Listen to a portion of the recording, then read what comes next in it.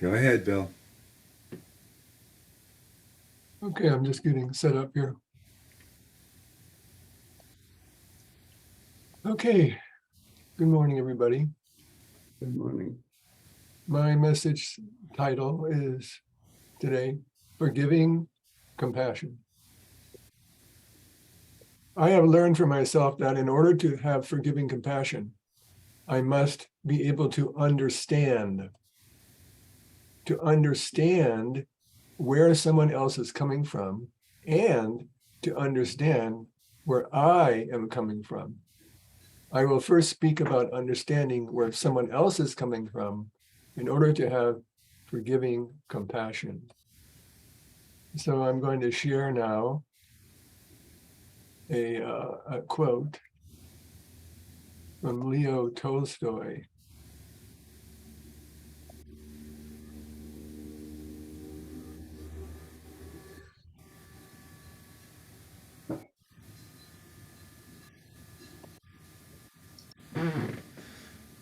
One must put oneself in everyone's position.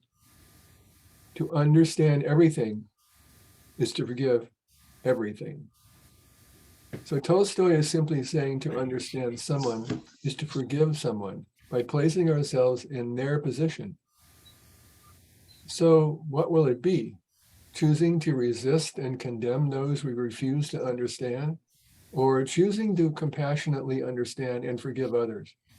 Every interaction with others is an opportunity to understand, having loving compassion, forgiveness, so that healing can occur, harmony can ensue.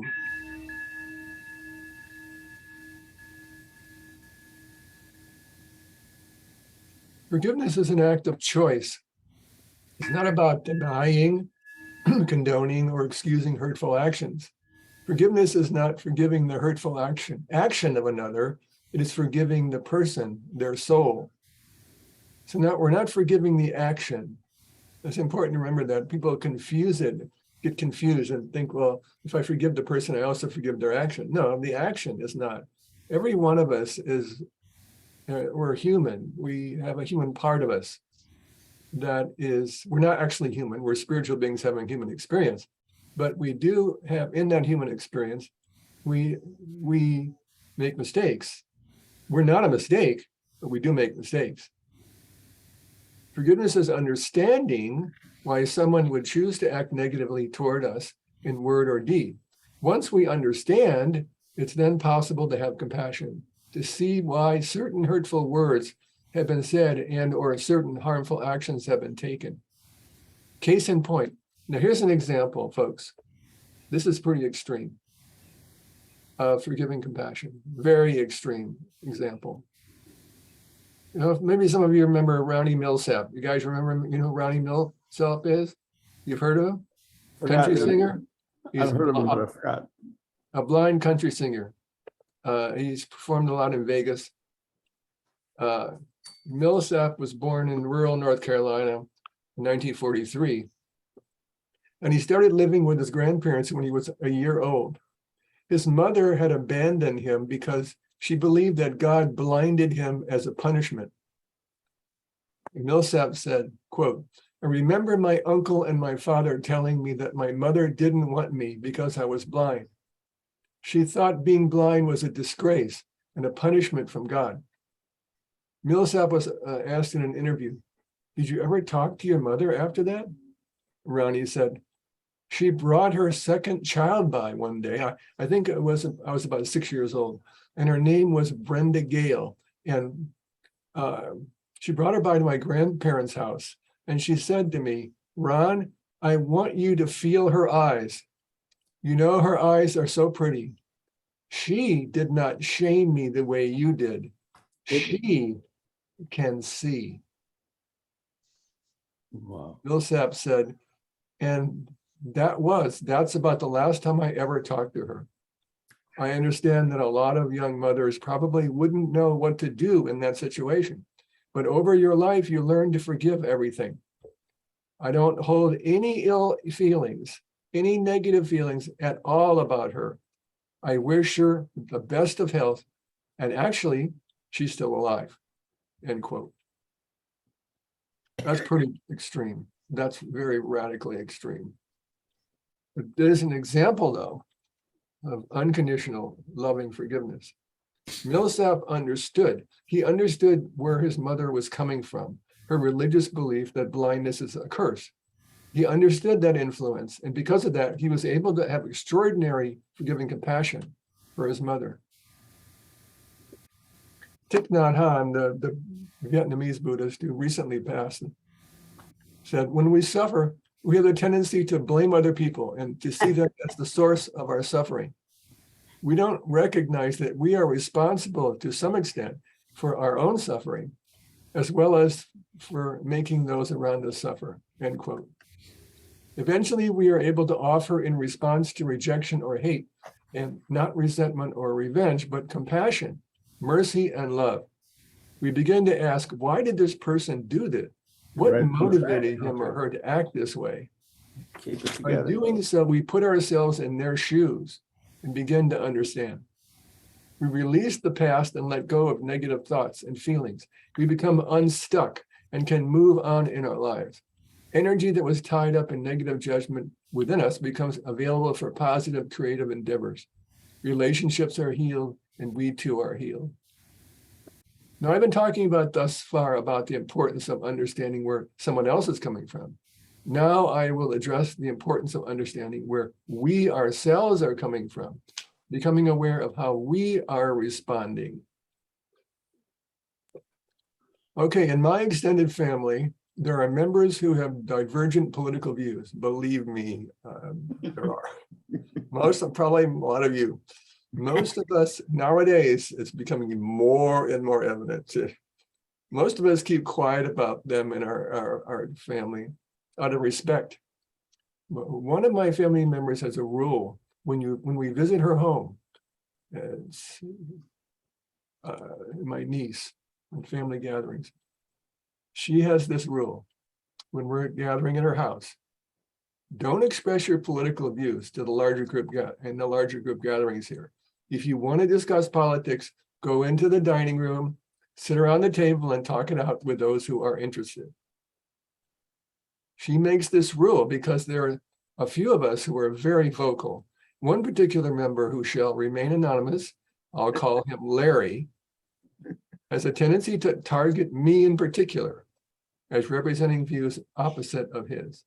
Over the years, I have come to see the futility of getting involved in discussing politics with Larry on the phone or even in person, because it usually ends up with the disagreement and hanging up on me. He has hung up on me 3 times. So I have tried many times to let him know that I'm not interested in discussing politics with him. So please don't bring it up. Yet he can't seem to not bring it up. Recently, Larry and I were having a friendly conversation, a very friendly conversation, when all of a sudden he started hammering a political view. I said, not interested in talking about that. He kept talking. Not interested in talking about that. Keeps talking. Not in. And then all of a sudden, he blurts out this, I mean, really nasty insult and hung up. I mean, I was shocked. He has never insulted me that way before. I didn't feel too happy about that. I texted back after taking a few breaths. That was rude and disrespectful. You can't force someone to talk about what you don't want to discuss. You owe me an apology. Well, there's been no response since. After this happened, it was painful whenever I remembered the call. I mean, I've been insulted before, but this is a close relative. It was painful. Feelings of anger would begin to rise up in me. Then I would remember to understand why he is that way. His late wife and her family had influenced his extreme attitudes about politics. So I understood that. Like Tolstoy was talking about, understand where they're coming from. Yet I still couldn't shake the hurt feelings from the insult. He had said to me, I would go through the process of remembering why he acts this way. And then it would go away for a while, then it would come back and I could feel the hurt again. what was happening over and over. This is going on for weeks. I was not able to shake the insult from my mind. I kept trying to understand. I kept surrendering this to God, turning it over, reasons why he acted that way, but it wasn't working.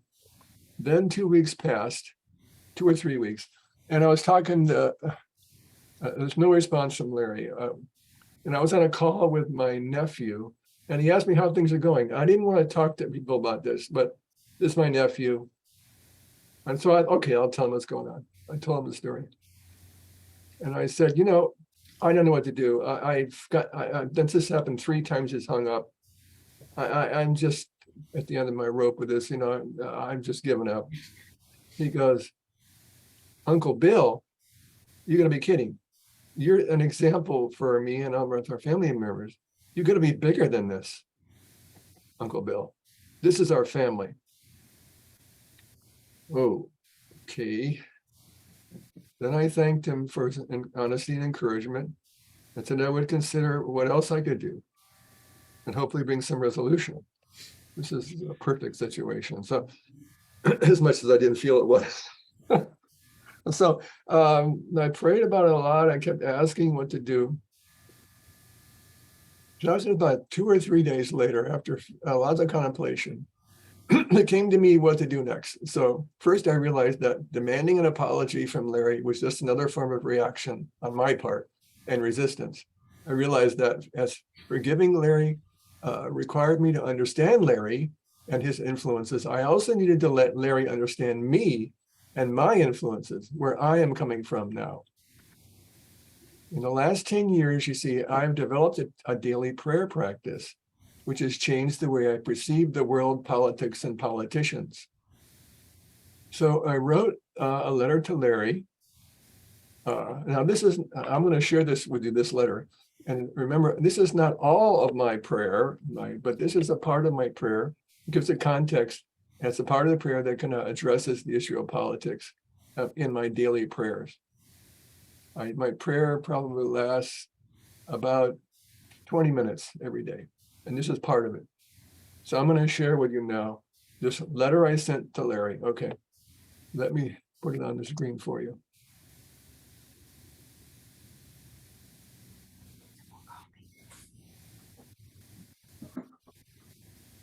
You see it now?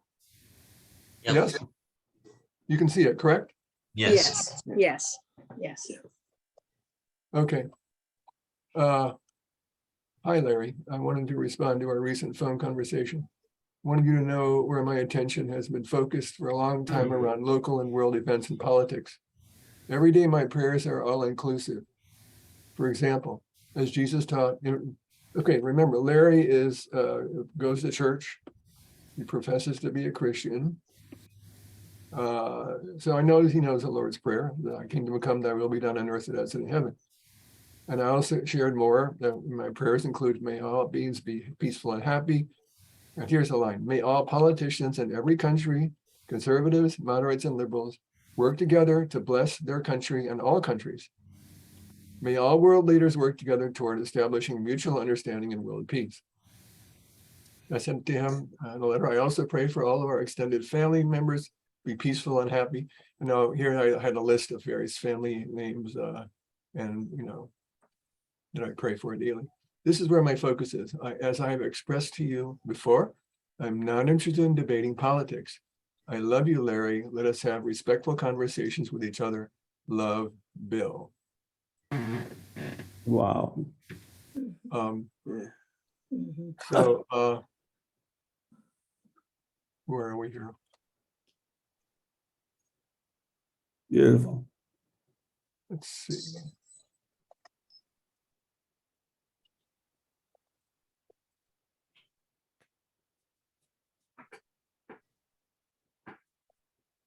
Okay, author Stephen Covey. Remember Stephen Covey wrote this 7 highly effective habits. Remember that book? Yeah. Highly effective, I forget what it's called, but he's an author, Stephen Covey. He said, seek first to understand, then seek to be understood. So I've been talking about wanting to understand, then seek to be understood. This was my process that's going on with here. First, I sought to understand why Larry was so politically reactive, so much so that and respectful that he would insult me in the way he did. But it was when I wrote the letter seeking to be understood by Larry that all of a sudden I felt this miraculous release. All of the feelings of reaction to the insult were gone, just like that, just in a moment, just gone. Wow, what was amazing just by writing that letter. I remember that Larry and I hadn't discussed politics for a number of years. Back then, when we argued before, believe me, we did, I also was politically adversarial, like Larry. So instead of getting into political arguments, I just chose not to talk about politics at all. And still am not choosing to talk about politics at all. In the meantime, I had incorporated this daily prayer practice that he wasn't aware of, including the part about politics. I'll quote it again. May all politicians in every country, conservatives, moderates, and liberals, work together to bless their country and all countries. So I saw that we can still argue our points of view. We can disagree without having to be disrespectful. And instead of trying to win arguments, trying to prove each other wrong, we can win arguments by reaching a place of mutual understanding and respect. Putting Larry and me and this whole episode in a spiritual context healed me, allowed me to get rid of that sting of that incredible insult. Hopefully now Larry will understand how I view politics as has changed. I have moved from political context to spiritual context. I still have not received a response from Larry. Unlike Ronnie Millsap and his mother, my prayer is to have reconciliation with Larry and to be able to have reasonable political discussions with him. I have surrendered the results of this whole situation to God. I don't know what will happen next, but yet at least I have forgiven and let go of my reactiveness to what had occurred when he insulted me and feel at peace. I'm at peace within me about my relationship with Larry, and that's a miracle in itself. There's an expression I have heard in unity circles. To forgive is to give love in return for hate. This is possible when we become spiritually non-adversarial. This is possible when we practice positive prayer every day. Practicing sending out our blessings to everyone. So I encourage you today to take the time regularly every day, even just 5 or 10 minutes, to pray for even those who challenge you, as well as those whom you love. Remember Tolstoy's teaching, to understand everything is to forgive everything. In today's volatile political environment, forgiving compassion is possible when we truly understand where others are coming from and where we are coming from. Let prayer lead the way. Grow for it. Grow for it. So it is. Thank you, Bill. Yeah. I think quite a few of us have some similar scenarios in their families. I do have one with my son for a couple of years now, because I had to get my 2 cents in there about politics after he said something very, very disturbing. And, you know, the response was not necessary. I didn't have to do that. It's kind of like A Course in Miracles said, would you rather be right or happy? I chose to be right, but I couldn't be happy by being right or thinking I was right, because in my mind I was right, but I wasn't. And it's the same thing that you kept trying to turn it over to God. You know, I mean, you kept saying, please, Lord, take this from me, judge it for me. My, relationship with Larry in this scenario and so forth. But it wasn't until you actually wrote that letter where you felt the release And then at that point, God acknowledged your release, and it's in His hands now. So, but That's it a took good that letter. summation. That's a good summation, Neil. Thank you for that. That's a very, because I'm still asking, understanding this miracle that happened when, when the shift happened. It was like you say, shift happens, right? Yeah. So, it happened and it's like, wow, I was so grateful. Mhm. And I still want shift to happen so my sister and I can hug each other, love each other, because I love that girl. I mean, pardon me, Larry. Yeah. I love Larry. And so, Yeah. A lot of us have to be really careful when we want shift to happen, yeah, because sometimes it does. Be careful what you wish for. yeah. Mhm. Mhm. Mhm. Comments from the gallery? I noticed that Jack was when we mentioned about the members, Jack's going, Mhm. Yeah. he's still looking up like, yeah. Okay. You don't have to talk about it, Zach. No one has to talk about anything here. If it's private and confidential, Mhm. everybody can be. Oh, look at Nancy Starr is here. Hello, Nancy Starr. So I don't know, when did you come in? Who knows? Were you here the whole time? Did you hear the talk? No, I do the metaphysical group at Unity of Fairfax that a bull founded, and you all are welcome to attend. And we were talking about, mostly listening about Taoism and Confucianism and seeing how it was similar and different from a Christian tradition, which of course Unity is. And then I was scrolling down and I saw what Neil had sent to me, and it had the name Bill Wilson. And so that was something I knew I wanted to jump on and be a part of. Well, it's good to Bless see you, you. Bill Well, Wilson. good to see you. Well, right now we're kind of getting a response from the talk. So, I heard the talk. so anybody else want to respond or getting ideas? Well, Zach, you were going to say something. No, not necessarily. He doesn't necessarily have to say anything. No, he does. Well, okay, mixed signals. So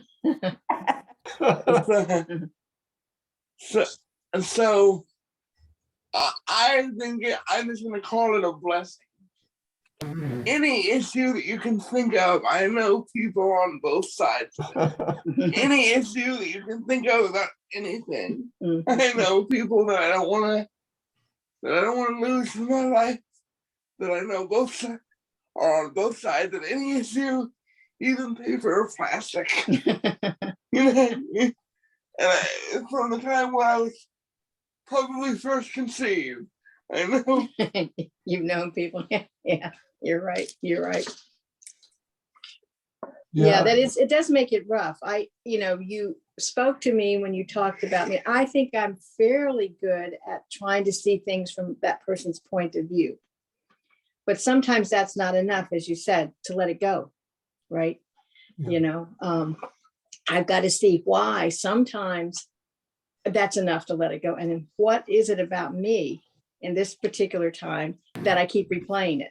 If it was some word somebody said to me or whatever, even though I don't tend to respond, I replay it. And so it has some kind of meaning for me to discover. I think usually it's like maybe it's touched something in me that I had not resolved or whatever.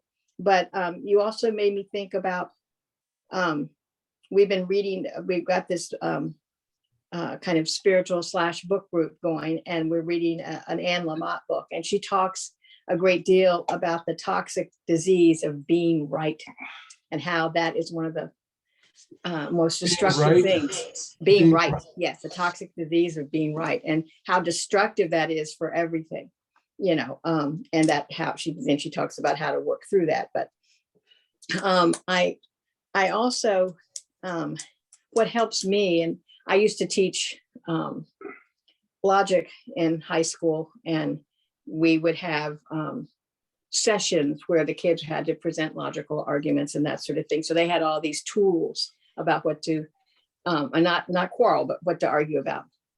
And even defining the word argument for them was helpful. Yeah, it was, yes. And yeah, because they didn't understand the difference between an argument and quarreling about something.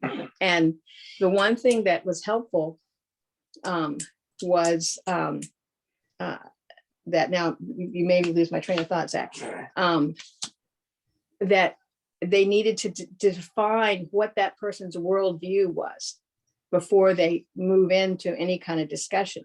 Because if you don't know the worldview, you're not going to change anybody's opinion or have any kind of satisfying discussion with them if you are two separate worldviews. You can't change a person's worldview. That's the way they look at the topic, right? So, so that's always been helpful to me to think, okay, where is this person coming from?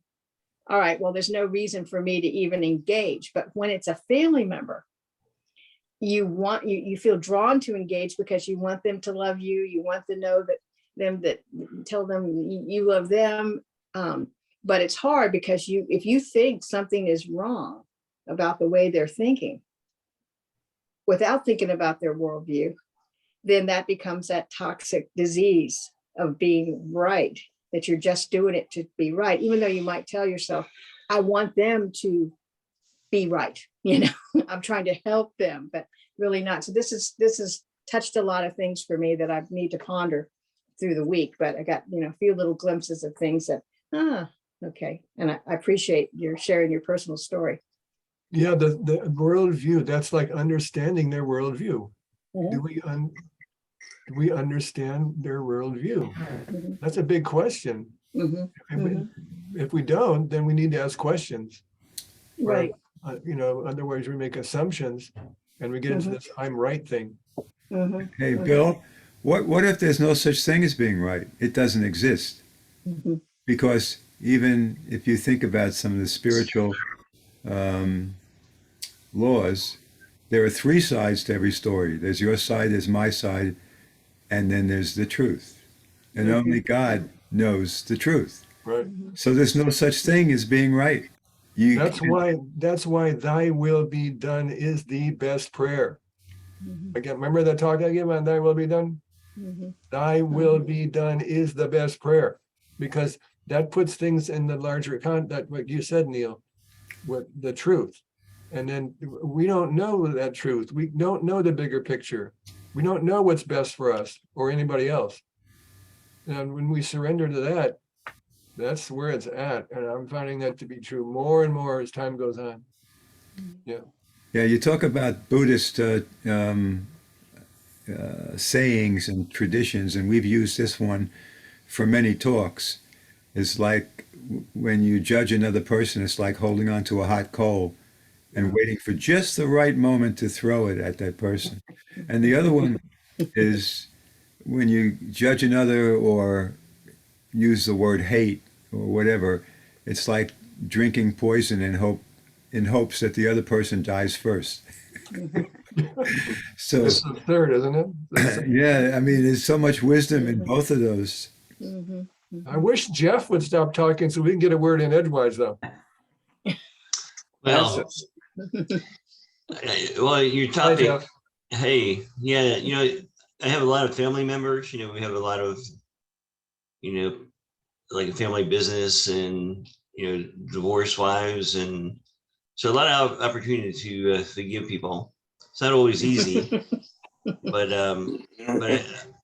I guess you have to make the decision. If you'd rather be happy than be right, you kind of drop, your opinion or that I'm right. So, but anyway, so I really enjoyed your talk. It's right on. Good to see you, Jeff. Yeah. Yeah, you too, Bill. I want to chip in. I valued your talk this morning so much that the concept of integrity comes through. Before Nancy joined us, and maybe before, I don't know, Jeff, did you hear her talking about a minister that Bill invited? Well, this minister insulted Bill and proved to me when he asked me in plain English do you believe in that? When talking about the unity message. And I answered him, and then I thought, damn, this guy is a charlatan, because he was doing all kinds of crazy stuff that impressed Bill when he first saw him. Mhm. And he invited us. And then I was complimented that Bill saw us, the members in the audience of our congregation, as having an open mind and an understanding and a willingness to see a different perspective and still have respect for Bill inviting this clown.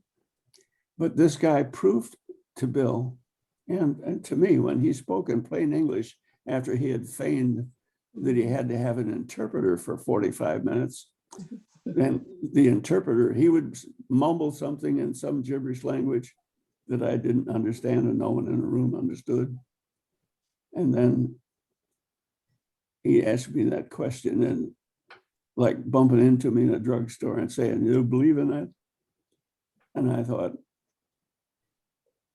this guy has been a fraud, is still a fraud.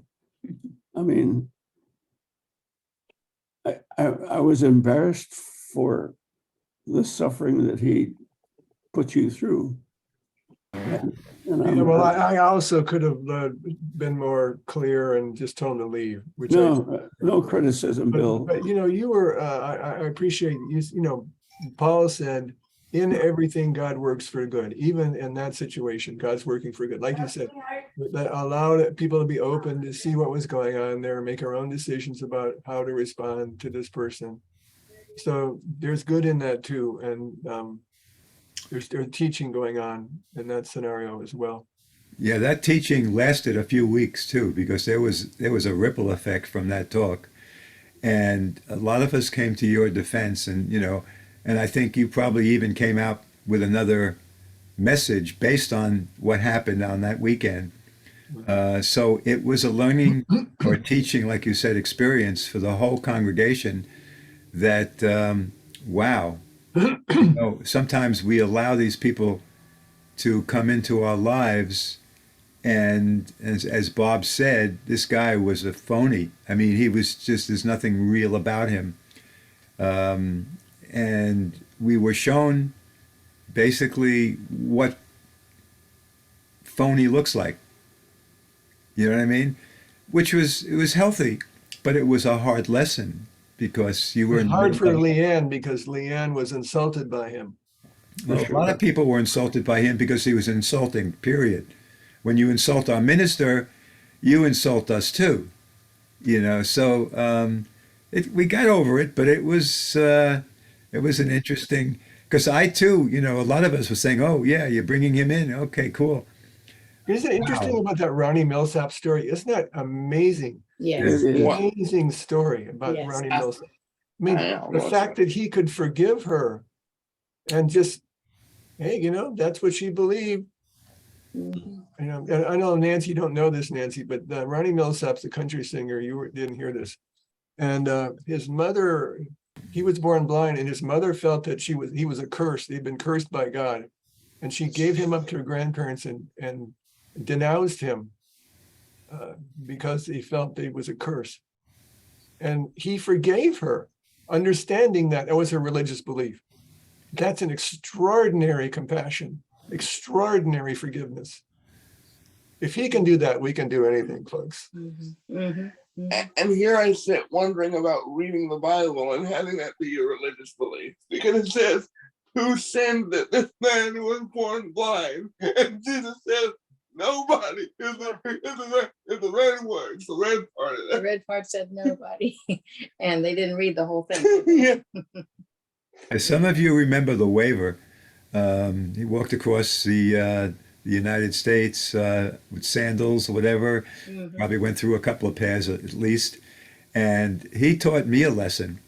I had these sugilite stones, which I loved. Of course, what is it?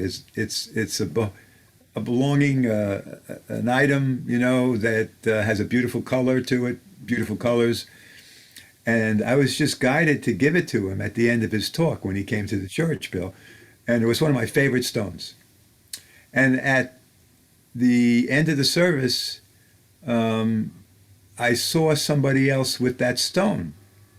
I said, "What are you doing with that?" I just gave it to the waver. And then I kind of asked the waver, that was like so dear to me. I was giving it from my heart to you, and it was very precious and hard for me to give up because, yeah, okay, it's a stone, it's a rock, my pet rock or whatever.